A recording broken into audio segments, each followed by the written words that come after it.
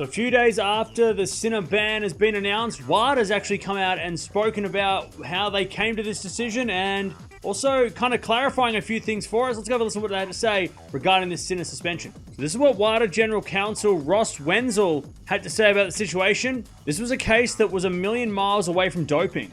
The scientific feedback that we received was that this could not be a case of intentional doping, including microdosing.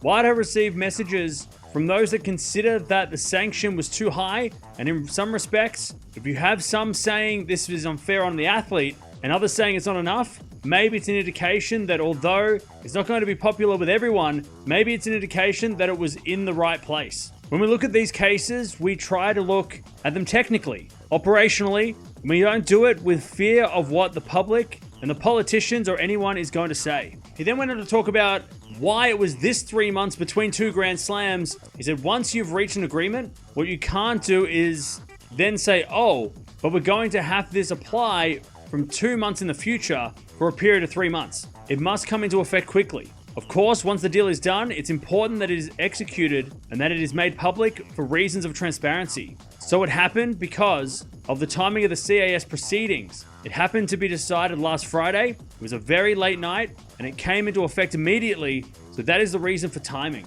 The sanctions that we impose, and the code even says this, they're blind to the calendar. The correct sanction should be imposed and it comes into effect when it comes into effect, and it shouldn't be modulated or modified to take into account whether the events that are coming up are significant or not significant. So there you have it. WADA giving a bit of an explanation on the whole situation. There's a lot of questions about why was it this 3 months when it's kind of like the perfect time between the Australian Open, French Open for Sinner to kind of be away from the tour. And it's interesting to see what WADA's had to say and the response from WADA. But let me know in the comments below. Does this change your mind on anything, or did you already have your mind set? And it was also interesting to hear that, people wanted less time from, the 3 months, maybe to 0. And people obviously wanted more time. We're hearing a lot more people wanting 6 to 12 months. That maybe it's in the right spot. 3 months is about right. If there's people on both sides saying more or less, maybe it is the right decision. But there it is. WADA coming out in response to the Jannik Sinner ban and giving us a little bit of clarity around the suspension.